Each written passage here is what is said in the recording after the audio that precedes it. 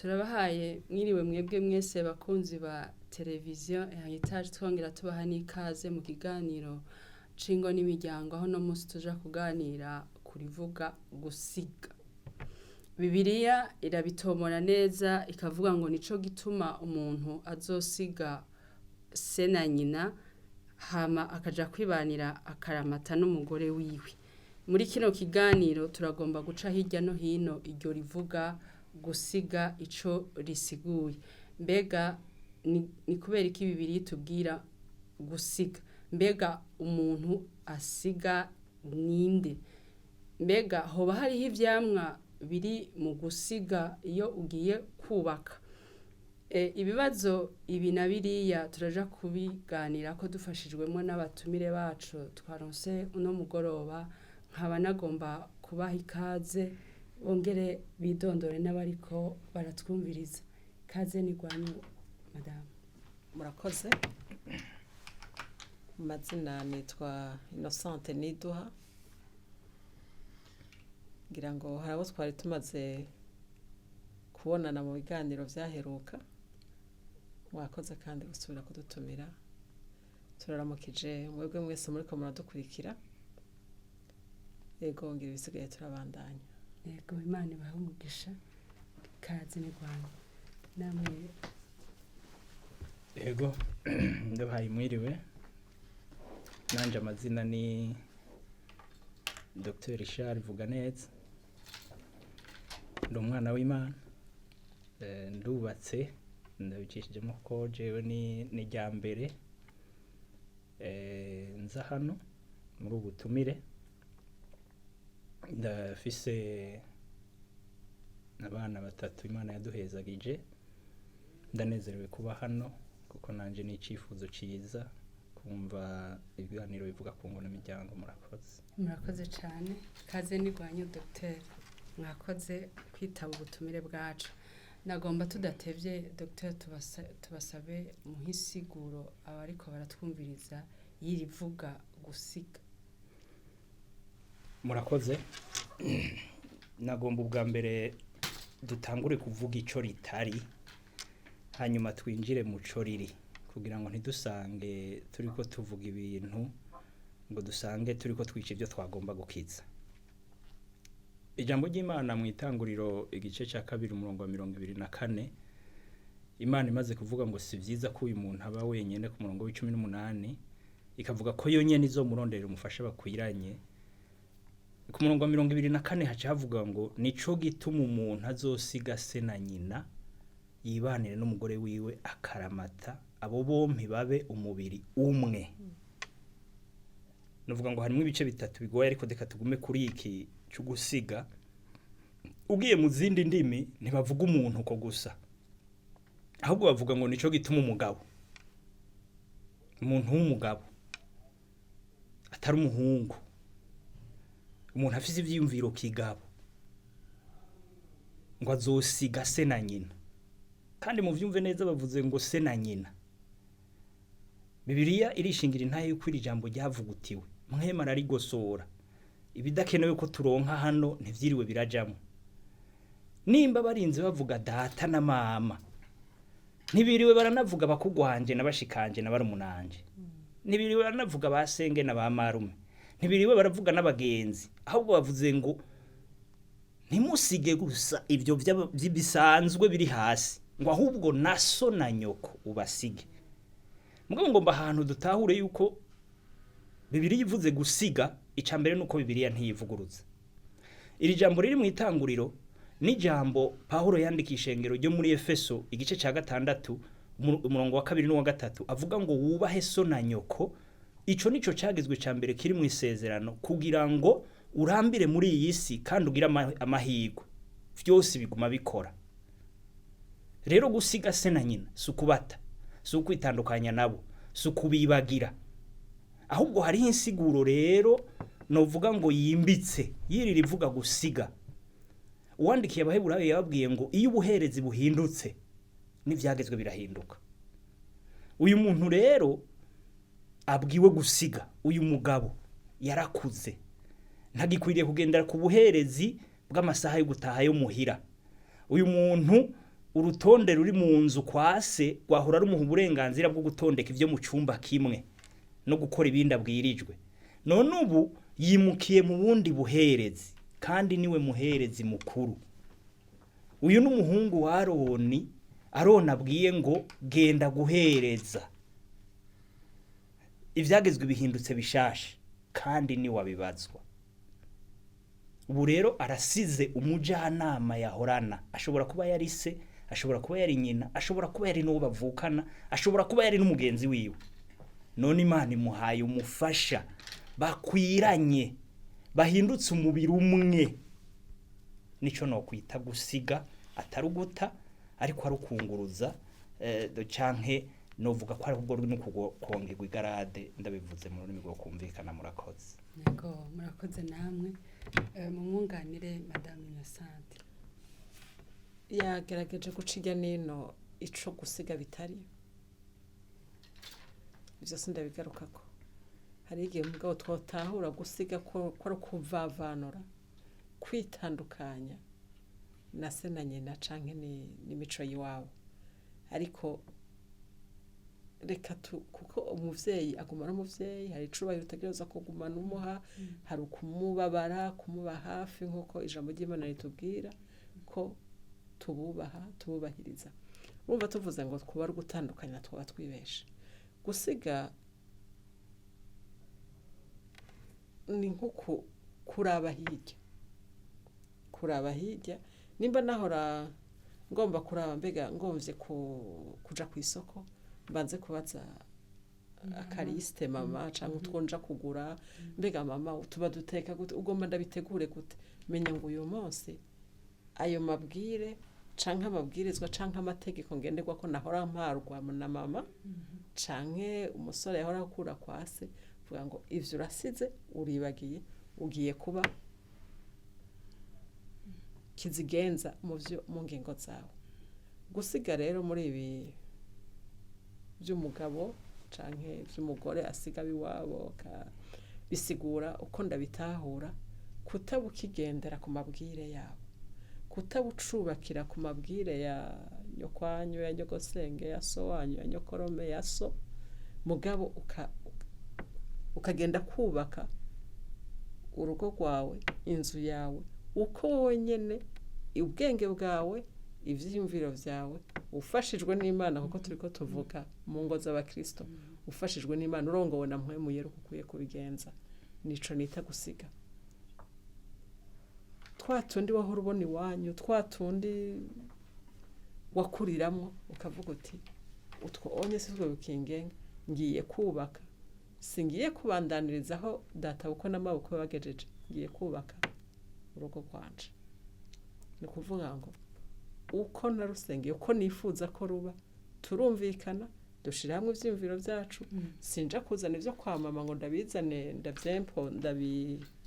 ndavyinjize mu mutwe w'umugabo, nawe kumbure ntaja gushobora kunyinjiza mu mutwe ivyiwe, kuko muba mwahuye mukuze, hari ivyo mutegerezwa gusiga kugira ngo mushobore kugira projet hamwe no kugira imigambi hamwe ico mugomba kuba, mutarinze kubakira kuri vya bindi, kubaza papa mama, kuri vya bindi mwabonye iwanyu canke vya bindi. Gusiga ikindi kigoye no gusiga washaka, so gusiga mu buryo bugaragara, si gusiga mu buryo physique gusa, hariho no gusiga mu buryo bw'ibigumbagumba. Ibigumbagumba bavumbaza tubisiga gute, kuko vyo murajana kameremere, inyifato, ivyo ukunda muri wowe vya bintu utagomba ko bakorako, nivyo novuga ngo nivyo ntahura mu buryo bwo gusiga. Hariho kuba wasanzwe ubayeho wigenza, wumva wokora, wumva wogira iki, mugabo utegerezwa kureka. Gusiga mu buryo bwo kureka, kuvavanura n'utuntu twawe wita gwawe. Nimba nahora mvugira hejuru, nkaba mfise naronse umugabo atavugira hejuru.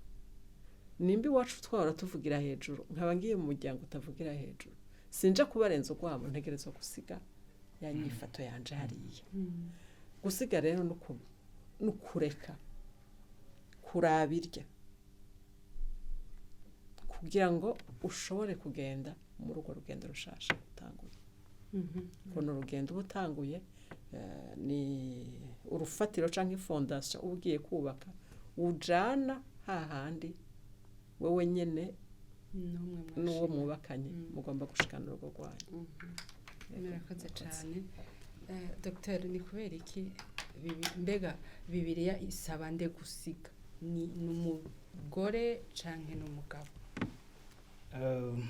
Murakoze, nca ndacishura mu buryo bubiri. Novuga ngo bose barasiga, ntibasiga bimwe. Icyo mugenzi wanje ahejeje kuvuga nk'icyo gusiga ibigumbagumba no kugenda turapfa kuri kamere bituraba twese. Ariko ngaha Bibiliya yivuze ngo nico gituma umuntu azosiga se na nyina, nabivuze ugiye mu zindi ndimi bavuga umugabo. Tugiye mu mico imwe imwe usanga ku munsi w'ubukwe se w'umukobwa azafasha ukuboko umukobwa wiwe akamuhereza umukwe.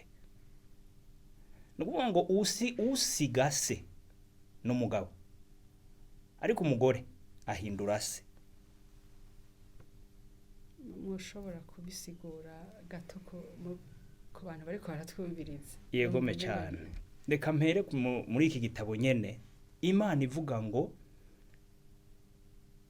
si vyiza ko uyu muntu yibana wenyene, ntibibereye ngo reka ndamuronderere umufashe bakwiranye. Yamumurondereye gute? Reka ndakivuge ngo Imana niyo yakoze ico no kwita Cesarienne ya mbere. Niyo yakiriye umuntu wa mbere yavutse yitwa Eva, imuvanahe ngo yasinzirije ubutiko mu mugabo, anesthesie generale, ngo imukuramo igufa. Iryo gufa ikirikuramwo umufasha bakwiranye. Adamu uretse ubujyanama bwa mpwemu yera nta wundi muntu bari kumwe ngo amubwire ngo uninde. Yaryamye ari umwe, avyuka ari babiri, acavyuka avuga uwo ari we. Akara ko mu mara yanje, igufa ryo mu magufa. Navumenga ahubwo biciye vyimbika gusumba. Akara ko mu mara, igufa ryo mu magufa. Uyu muntu niwe wundi jewe. Ahejeje kuvyivugira kandi si n'Imana imutegetse ngo urumva rero Adamu uyu muntu niwe wundi wewe ka. Akanakara ko mu mara, ni igufa ryo mu magufa, azitwa umugore kuko akuwe mu mugabo. Reka ntanga akakarorero kamwe k'umuntu numvise kandi canumva ivyo bintu n'ukuri. Yazanye umukobwa wiwe ku bukwe, amuhereza umukwe wiwe, acaramubwira ngo mukwe wanje, Imana yari yiyumviriye kuri uyu kukubaho k'uyu muntu ikimpuza na mama wiwe, ngo iramwiyumvira ko ingene yokurira muri ino si yuzuyemwo ibijambijambi, imuhishurira urukundo rw'Imana. Ngo yiyumviriye uko yoshitse umugambi y'ico yaremewe, imuhaye wewe. Ngo ndakwinginze ntuzusambure aho twari tugejeje kubaka na Yesu. Amen. Jambo rirakomeye. No kuvuga ngo novuga ahubwo ngo ku munsi wa mariage hakwiye gutahurwa nk'uko umenganiro mise ero prise. Mu mvyino z'ikirundi baca bavuga ngo se w'umukobwa ngo niya namukumbura ngo azoca araba mu ruhongore yace yibuka zanyana. Hari undi muntu wamuhaye. Ariko kandi uwo muntu mwiteze ko yuko ataja gusambura aho mwe na Yesu mwari mugejeje, ahubwo uwo muntu agiye kubandaniriza ko. Ni nkaho data buko yo bambwiye ngo urabona woho uri maraso mashasha mu vyumva na kumwe muri mu rwego rumwe no mu myaka imwe, gende mu ubandanirizaho naringejeje. Uyu muntu ntiyagira icyo azokuburana muri kumwe na Yesu. N'umugabo rero, umugabo mu buryo bubiri arasiga kuko ntakira agahungu kagirwa inama na se kagahabwa amategeko na nyina. Mugabo umugabo ageze gusiga nuko abageze nawe kugera ahubwo haje gutanga yandi mategeko atari mu buryo bwo gucinyitsa, ariko ari mu buryo bwo gukorera abajejwe muri uwo mwanya. Imana bahumugisha. Murakoze cyane. Aragerageje kubisigura neza, sinzi ko hari akandi kantu mwunganirako kuvyerekeye ibyo yahejeje kutubwira. Eko ikibazo mwatubaje ati mbega nindasiga. Aha Bibiliya tubwira neza ngo n'umuntu asiga ariko usomye nka Bibiliya z'igifaransa n'icongereza bavuga ko ari l'homme no kuvuga umugabo kuko yabivuze ni kuko ari umugabo ategerezwa gusiga ivyo yari yubakiye ko vya mbere icambere nuko umugabo niwe mutwe biritubwira ko ari umutwe w'umugore no kuvuga ngo ari umutwe w'umugore si umutwe wa mama wiwe umutwe wa mama wiwe yari se umva ntazokwimukana wa mutwe wahora utwara nyina ngo abari waza gutwaza uwo bubakanye hari ivyo rero asiga kuko aba yimutse aravuye muri vya bindi vyo gukora ibiri mu mitwe y'abandi aje kuba umutwe w'urugo rwiwe bwite aje kuba umutwe w'umugore no kuvuga ngo uwo ategerezwa kwimuka akimuka kuri nkuko yimuka kuri ca kirambi akaryama koreka nifashisha bimwe vya ruguru baba bafise ikirambi nkuko yimuka kuri ca kirambi akaja mu nzu yiwe abazwa vyose ategerezwa kubona vyose vy'ukuri akaba ngendegwa ko mu rugo urumva wategerezwa kwimuka rero ategerezwa gusiga vya bindi vyose vyamuranga mu bwana akaba serugo ashitse agafata responsabilité sinzi ngene nawe bivuga mu agafata amabanga yiwe bwite atazoja kubaza umwishengizi canke atazoja kubaza nde uwo rero ni wasiga vyinshi ikitunanira ngira ngo nuko mu Burundi biragoye ko dutahura gusiga kuko tubona uretse nkaha mu bisagara tubona umengo umukobwa ni wasiga abiwabo akagenda iyo bamukoye kumwe babivuga mu Kirundi ariko twobona umengo no gusiga mu buryo bugaragara physique ariko si cane cane hasiga nde hasiga umugabo cane cane kuko ni waza arongora urugo nivyo n'umukobwa hari ivyo asiga arasiga kwa kuntu yarabaye iwabo akaza kumenyera ingene ategerezwa kubaho mu rundi rugo ingene ategerezwa kubaho mu wundi muryango ingene ategerezwa kubaho mu bundi bwoko kumbure hariho abaca kubaka mu mahanga ategerezwa kubanza kumenya ingingo ngendegwako zimugenga muri urwo rugo ntiyimukana vya bindi ngira turaja kubishikako iyo hagize ivyo wimukana navyo vyonona ahantu baye niko kuvuga ati basiga bose mugabo ntibasiga ibingana ntibasiga ibingana gute badasiga ibingana twavuze tuti umugabo abagiye kuba ubazwa vyose mu rugo naho kenshi atariko bigenda ubu turakenera bunganira jewe nk'umugore ngiye kuba umufasha nkuko ijambo ry'Imana rivuga no kuvuga ngo ngenda nunganira ivyo umutwe wiyumviriye navuze ntibasiga ibingana kuko kumbure mu ngeso nziza nakuye iwacu hari izija gufasha kubaka hari izija kunganira wa mutware wanje wumva usiga vyinshi n'umugabo kuko arimutse agiye gushinga urugo rwiwe kako Imana yabwira Aburahamu ati va mu biwanyu va mu rugo mu nzu ya so va uje mu gihugu nzokwereka mu bisanzwe abagiye mu kindi gihugu abagiye mu yindi murantonga hariho amajambo atihuta kuza mu Kirundi abagiye gushinga iyindi institution abazwa ari washiraho constitution inama inama ya vyose navuze nti umugore asiga bike kuko sinovuga ngo abazwa bike naho usanga abazwa vyinshi mugabo hari ubusiga bwa mbere aho ijambo ry'Imana ryabwiye gusiga umugore hariho vyinshi atabikijwe Imana ire mu muntu amabanga yose yateretse muri Adamu Eva nta na kimwe yabwiwe sinzi abamaze gushishoza Bibiliya cane ko hari aho babwirwa Eva yabwiwe ikintu ngo uzokore guke Dr Ivyo mwadufasha Imana mu bwizigirwa bwayo ntibyari bikenewe kwiza kwibwira yera kuko yari ifise uwo yabibwiye nico gituma nawe yarajejwe kuzobibwira yera ego nico gituma navuze nti umugore asiga bike kuko yabikijwe na bike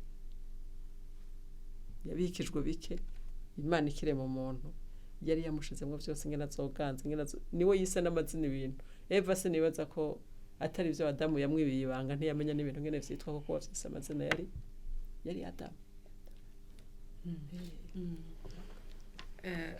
Murakoze cyane kubwizo ntererano muri ko muratanga. Dr. hariyo akantu nashaka kubibariza. Muratubwiye ko umuntu aba ageze gusiga bari umugabo. Kenshi mu ngo urasanga hariho ibibazo ibi na biriya ugasanga je ndatanga akarorero ku muntu nzi w'umugabo nyene yaratunze abana mu rugo bavukana batoye biwe n'abashiki biwe yari yubatse batunze abana bavukana hama haragera igihe umugore ashitse ashitse agasanga uwo mugabo wiwe nabo bavukana bari batwenga baryohewe kandi ushitse ugasanga abantu baryohewe ntunabiyoberwa ariko ashitse juste bakimubona bagaca baceceka hakabumengo hashitse igikoko haragera n'igihe biraba nyene biraba uko haragera n'igihe uwo mugabo afata akagira komande y'imodoka atagishije inama umugore umugabo abo bavukana babizi ivyo mwivuga ku iki ga Dr. Reka mbanze mvuge ko ari akarorero ko kudasiga n'akarorero keza twumvise ko kudasiga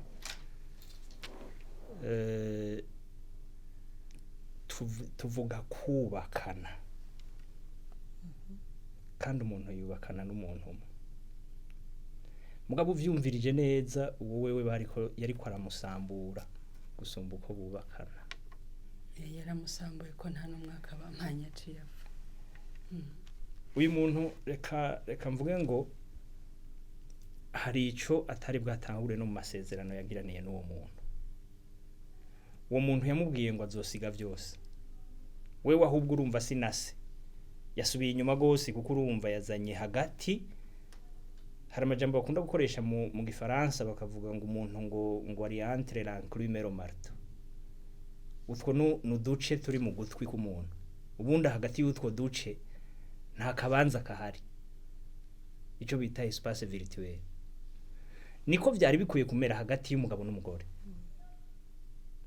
none ko Adamu yavyutse avuga ngo akanakara ko mu mara yanje nakagufa ko mu magufa hagati y'igitigu n'insogi noshobora gushiraho ikindi kintu jewe Imana itapanzeyo murabaza no kwa muganga iyo bakoreye operation umuntu hama bakibagirirayo compresse imwe basubirayo batumva batabona hanyuma ikindi kintu bibiri tubwira muri Luka 11 Yesu ngo amenye ivyo abantu biyumvira igihe bari ko baramubwira ngo Bezebuli ngo niwa ngo muhesha ngo kwirukana impwemu zihumanye yababwiye amajambo abiri yavuze ibintu yavuze ngo ubwami bwose iyo bwitandukanije burahona ngo kandi n'inzu yose iyo yitandukanije iragwa hariho ibanga rero mu kubumwe ngo abo bose ngo bazohinduka umubiri umwe mu gusubira mu vyagezwe no mu gitabo c'abarewi Bibiliya iri kirabwira abanyisirayeli abo bizira yuko banaryamana yarabwira umuntu ngo ntuzuhirahire ngo uryamane n'umugore wa so ngo kuko kubona ubwambure bw'umugore wa so ni nko kubona ubwambure bwa so ubwiwe Bibiliya igeze mu Efeso ivuga ngo ubundi ijuru ryo ntiritahura ingene umuntu ashobora kuba hadakunda uwo bubakanye kuko Bibiliya ikimushingira intati uyu muntu Bibiliya bimuduhaye ngo tumusengere kuko aba yiyanka ngo aba yanka umubiri wiwe ubwiwe reka mvuge iki kintu mucishijemwo yuko umuntu twubakanye urukundo rukeyi arekurirwa n'ijambo ry'Imana ku bana b'Imana nuko mukunda nka mwene data mukunde bagenzi banyu nkuko mwikunda niko Bibiliya ivuga mugabo igeze kuba mwubakanye ndiko ndavuga ku mugabo ikivuga ngo mukunde nkuko Kristo yakunze ishenge agataka kanagigura reka rero mvuge rero nk'umuntu w'umugabo jewe mfise umugabo umwe nigana uwo mugabo umwe yavuze ngo je nakunze ishengero ryanje icya kabiri nzogiyubakira icya gatatu nararyiguze no kuvuga ngo ugo rukundo ruvuga ngo cyo kwica combanza rero nta kuntu na kumwe mushikanje muri umunanje mukugwanje iyaje hagati ya jewe n'umugore nta kibanza haronka nta cyafise ntaza hagati arafise ikibanza ciwe twarabanye ahubwo uko mwegerana n'uwo mwubakanye niko murushiriza no kumenya kwitaho nabo bandi bose muhurirako kubera ikimvuzi ibi nuko nzi neza ko Imana ntiyihenda ko yemeye ko nubakana n'urya muntu ahubwo hari n'ubutumwa indungikanye mu muryango w'iwabo ni jewe muvuga butumwa mwiza kwa data bukwe n'amabukwe kuma mu Kirundi bavuga ngo uvyara nabo gatukwa n'abakwe icubahiro ni caza kivuye iwanje ngatangura kubaha amabukwe na data bukwe baramwanje uyu muntu azonezerwa gusumba sinamutandukanije nabo bavukana ahubwo twarushirije kwegerana uwo muntu rero hari umuntu yanditse igitabo cavuga ngo nta muntu ashobora gusambura mugenzi we ubwiwe na waramahoro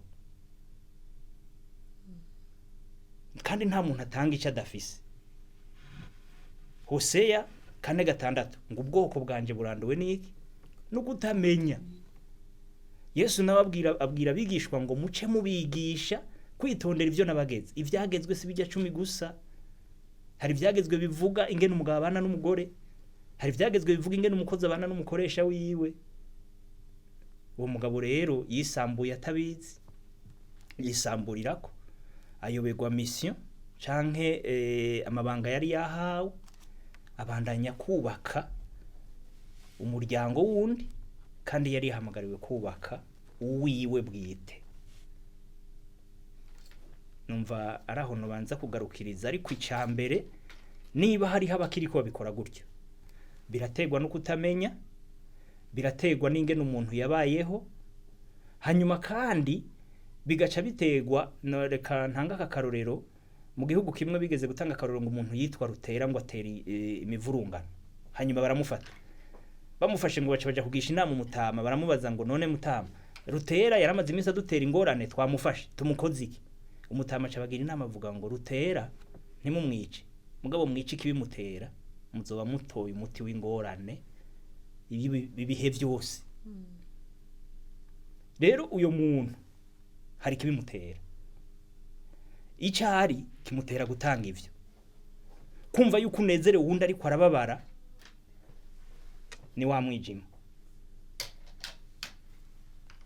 hari umuntu yigeze kuvuga ngo ahubwo ngo Imana n'umuhinga uhitana abanyabyaha umwe wese yagiye aravyandagura aho abonye hanyuma ikabazana mu nzimwe bakamarana umwaka wa kabiri ugakurikira bataricana nimbabazi z'Imana n'ubuntu rero numva ico novuga harabayemwo kutamenya yaratanze ukuri yaragezemo niko yagendeyemwo kumbure yagomba nawe yinjire muri cya kindi kivugwa ngo niko zubakwa ariko siko kuvyukuri siko byari bitegerejwe kugenda ndibuka akaniko nagira mpereze ko kuri iki igihe babaza Yesu bati Mose yaratugeze ngo umuntu natandukana n'umugore ngo amurungikane icete hanyuma Yesu acirabwira ngo ya mu itanguriro suko byari bitwiye kugenda umuntu yari yashiriweho kuzobana nawe akaramata ngo mugabo gukomantara ku imitima yanyu kwaciye kuzana ivyagezwe Yesu bahezagiye Imana bahezagire cyane kubwizo nyishu muri ko matanga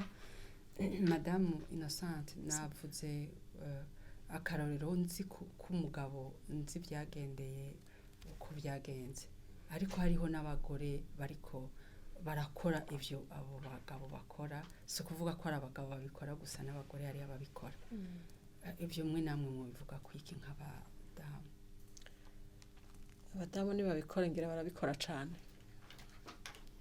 akitaho inshuti ziwabo gusa izo umugabo ntaziteho ivyo no kutaba yaratahuye ibanga ryo gusiga twavuze ko gusiga atari kuvavanura burundu atari kwitandukanya hari ivyo utegerezwa harabutegerezwa gufasha guha umunyeshuri indaro uje kwivuza akagira hashikira mugabo ntukwiye kurenza ko uko ufata uw'iwanyu ntumufate ico kimwe no gufata uw'iwabo mugabo no kuvuga iki ku bijanye no gusiga ntaba yaramenye iryo banga nivyo kenshi tuza mu ngo dufise kameremere navuze ivyo udashobora gusiga kameremere aho haba harimo akantu uwashaka ni nka bimwe vya ruguru kugira ngo urwanko rwa nyina bukwe no mu kazana biva kuki biva ko umugabo adashobora kumenya ko mama wiwe atakiwiwe amutegeka kuko hajya kenshi biva ku mabwire yagize iki yavuze uko wewe mushinga ntawe ukabugize uti uyo niwe twabanye niwe twasinyiraniwe niwe nemeye ndamwemera uko ari mu makosa yiwe hanyuma nanje agira nti nimba nasezeranye kumukunda hari ibyo twumvikana ngene tuzana abo bantu baba ngaho nimba hari kagorane banteye niwe wa mbere niwe muhanuzi wa mbere mfise tuvugane tuti aba bantu uko bimeze gutya tubigenze gute wavuze uti yasanga bariko baravuga bakaca baceceka bose byumvikana ko bashobora kuba bariko bavuga we wumva ntiyabaye akagufa ko mu magufa y'umugabo yabaye iho ari muhanda yabaye inkuru yo kuyaga muri barumuna be urumva aho cabaye ikibazo ku bagore naho umupfasoni yoba akibikora we wajejwe kuja gufasha wagiye gufasha umugabo ntiwagiye kumusambura wagiye kumufasha ntiwagiye kumucanishamo n'abo bavukana wagiye kumufasha nyina azoba ni nyoko buko mugabo niwe mama wawe niwe mama wawe mugenzanje yavuze ati umukobwa ntahindura se ntasiga se ahindura se menya ngo uyo wita nyoko bukwe uwo wita muramwe wawe canke muramukazi wawe ni mukuru wawe ni murumunawe ubafata kuko wabaye umwe na n'umuhungu wawe wabaye umwe na musaza wawe wabaye umwe na mukuru wawe canke murumuna wawe abo rero ujejwe kububaka nkuko nawe yobubaka bikaba hari bigoye ni mu bivugane kuko mwarasize byose mwarasize bose abo mwahuye nabo mwagendanye mukiri bato mwemera kubana no kuvuga ngo urugo rwanyu mukubaka muri babiri mwacitse umwe nta kuvuga ngo uyu ni uwahehe bose bari mu rugo yego cyane murakoze kuri izo nyishu nziza muraho bariko baratwumviriza nagomba ndababaze mbega mutubwira ivyamwa by'ingo zasize ego ivyamwa vy'ingo zasize ni vyinshi kandi ni vyiza ngo turavuga bikeya twifashishije uturorero tumwe iyo mwasize mukaba muzi muti sinzogira ku vyo narazwe na sogokuruza nimba ndi Margarita nkaba nemeye kubana na Mariko hariho ibwirizwa nshingiro ryatwe na Mariko nk'abana b'Imana nk'abahujwe n'Imana nk'abahitanyemo muri benshi twari twarabanye twari twariganye twari twarahuye twari twaragendanye mugabo tugashira uyu niwe nahisemo nuvuga ngo icamwo ca mbere n'urukundo rwa rukundo rwatuma umukuramo mu bandi bose ukamuhitamo ukavuga ngo ndakwemanza imbere y'Imana n'abantu uraza ngene mu masezerano babivuga kumbera umufasha canke kumbera umufasha ubuzima bwanje bwose iki nibiki ya masezerano tuvuga tukayiyumvira ko tudasubiramo ivyo batubwiye muri leta civile canke ivyo pastor canke padiri atubwiye gusubiramo ivyo bituma bikomeza urukundo icamwe kigira kabiri nico ca mbere n'urukundo hagati yanyu no mu muzokubaka no mu muzokwibaruka urunganwe rushasha mugiye gushira ishengero rishasha mugiye kubaka nk'abakristo umuryango mushasha mugiye kubaka canke mugiye kuronka nk'abantu basanzwe nyene bubatse icamwa ca kabiri hariho gushika mu masezerano yanyu. Gushika mu masezerano yanyu no kuvuga byose mwafashe mwahisemo kubikorera hamwe. Nta kumugabo kari hariya ngo kandi kabe kumugore ariko byose mubihuriza hamwe. Mugafukama mukabisengera.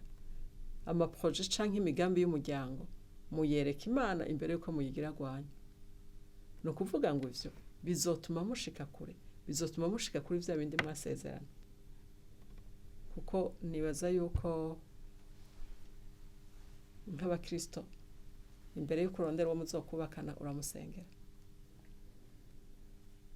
Hariho ivyo uba umwiteze ko muraganira, hariho ivyo mwumvikana ko muzoshikako. Ivyo rero gusiga ibindi byose mugasigarana muri babiri mutumbeye hamwe bibashikana mu masezerano. Ikindi naco bizana gutabagwa ku rugo rwanyu. Murateramira urugo rwanyu, kurindwa ku rugo rwanyu. Kuko hajya Dr niwe yabivuze neza muri kagakuru yavuga icatera rutera gutera nico gitera ingo. Mwasize byose mukajana muri babiri mwumvikana n'ingene musengera urugo rwanyu rukazitirirwa mugashobora kubaho ubuzima bukwiriye bwiza buhesha icubahiro Imana Kristo ashingira intahe ashingirwamo intahe. Yego cyane murakoze no kuri Imana ibahezagire. Amen. Turageze ku musozo w'ikiganiro cacu ariko ntitwarangiza mudahaye impanuro mutafashije abantu bariko barahura n'iki kibazo, ingo ziriko zirahura n'iki kibazo cyo kudasiga muri bino bihe. Kaze Dr. Murakoze cyane, reka ndabivuge muri makeyi. Icambere no kumenya yuko ugwaye. Hanyuma iyo umenye uko ugwaye igikurikira no kumenya igitera ingwara. Iyo umaze kumenya igitera ingwara nkunze kuvuga ngo Yesu bamuvyuye muri bwa bwato hari inkubi y'umuyaga mu kiyaga. Usomye mu Gifaransa bavuga ngo Yesu yakankamiye umuyaga ikiyaga gica kiratuza. Mu Gifaransa handitse ngo il menaça le vent et les vagues cessèrent. Rero novuga ngo icambere no kumenya umuyaga uri kuratera ikiyaga gutera iyo mifunda.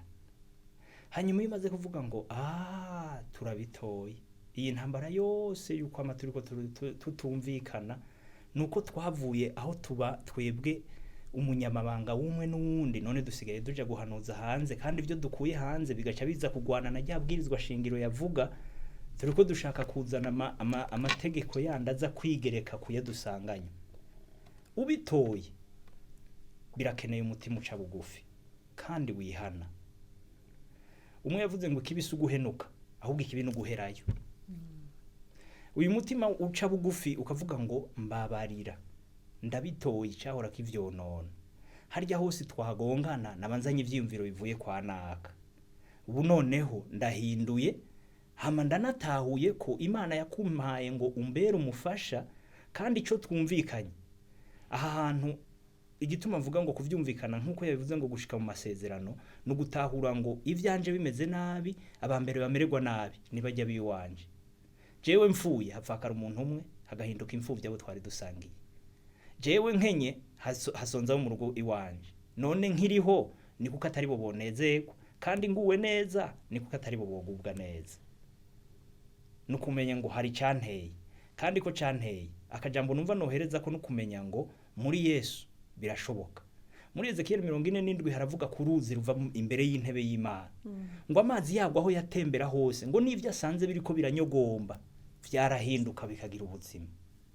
Ngo mbwa ibishanga vyagumye ku nkombe bitinjiye mu mazi byo vyagumanye ubupfu bwavyo. Hanyuma kandi aya mazi bibiri yishinga intahe ngo uko umuntu akomeza kwigira imbere niko nayo nyene yigira ahagera.